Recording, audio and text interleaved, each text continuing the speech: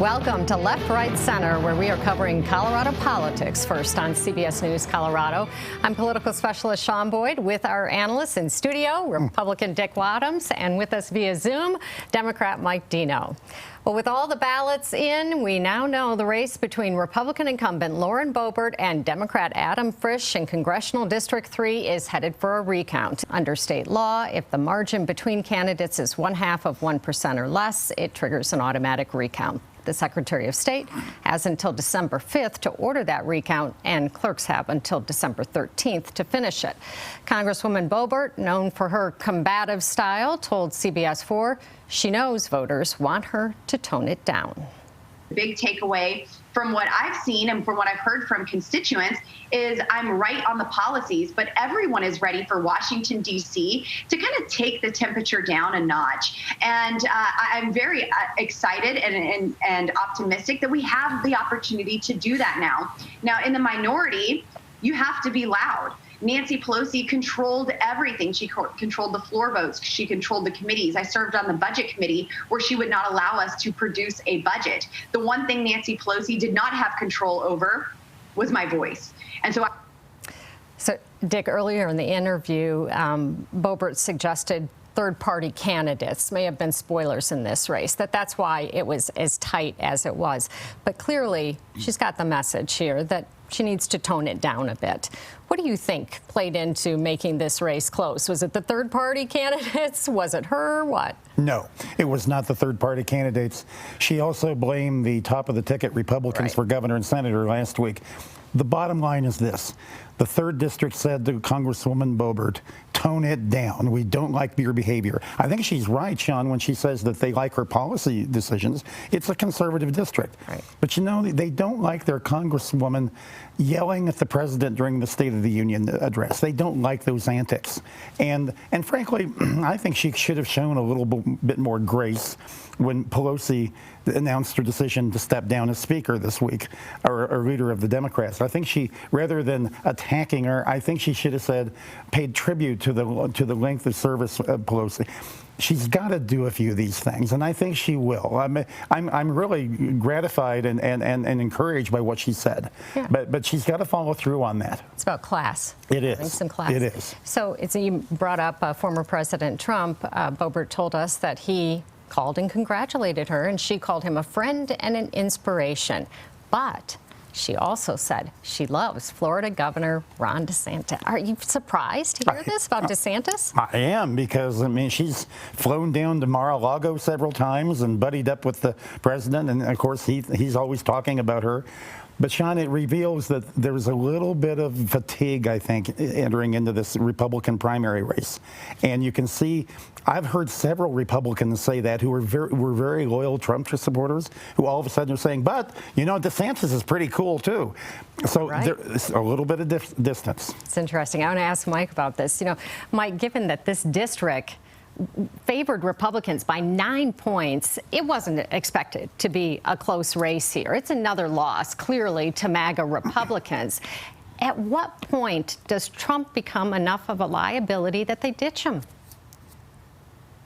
Well, I think we're seeing where that line may be. Certainly his announcement on Tuesday that he's running for re-election has already seen some of his bigger donor, wealthier folks decide they're not going to get behind him. Even his daughter wrote a note saying, hey, we're going to concentrate on our family, and we're not going to get into politics this time around. And certainly, like Boebert, his own daughter said she's very fond of her father, but it's time to focus on her kids. So, you know, Trump has a great following, and his best following is when he's out on the stump and he's got the big rallies going, and that's what he's going to have to concentrate on, because I think people who are in the meetings or who are donors or maybe even at the party functions where he's not around are going to waver on their support for him. Dick, have you noticed here in Colorado any change in Trump Republican support for him? I have, Sean. I've given already, since the election, 4 speeches to Republican groups. And of course, these are dominated by people who voted for and supported Trump. But I've been very upfront with them that we lost this election because of an anti-Trump sentiment in Colorado. And I will tell you, in watching their faces during my speech, in conversations I had afterwards, they know that there's something that's got to break in this party if we're going to get back into a competitive situation in Colorado and the nation.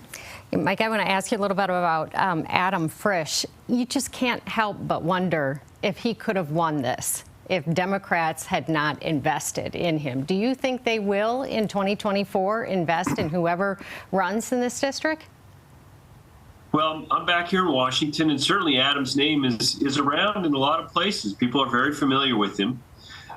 It's not a great district for Democrats to target. I mean, heck, the head of the campaign committee for the Congressional Democrats lost his race in New York, and so they had a lot of other targets. They had to hold on to some seats, and they did darn well, really. When you're looking at a margin in the U.S. House of Representatives, that'll be between 7 and 9 votes with the Republicans in the majority. But seeming that with President Biden, a Democrat in the White House, it was going to be a lot worse. It's somewhat of a victory for Democrats, and they will be very selective in their targeting again in 2 years. It is hard to imagine that they will target the 3rd congressional district. But if the former president Trump is the nominee, there very might be a good chance that the 3rd gets into play. It sounds like Frisch might make another run in 2024. And as you said, he has received some national attention here. What do you see his political future looking like? Well, he did a good job campaigning, and he certainly endeared himself to a lot of Democrats. And he even came back to Washington this week for the orientation. But, the writing's on the wall. It will be hard from a recount to see any change in the vote.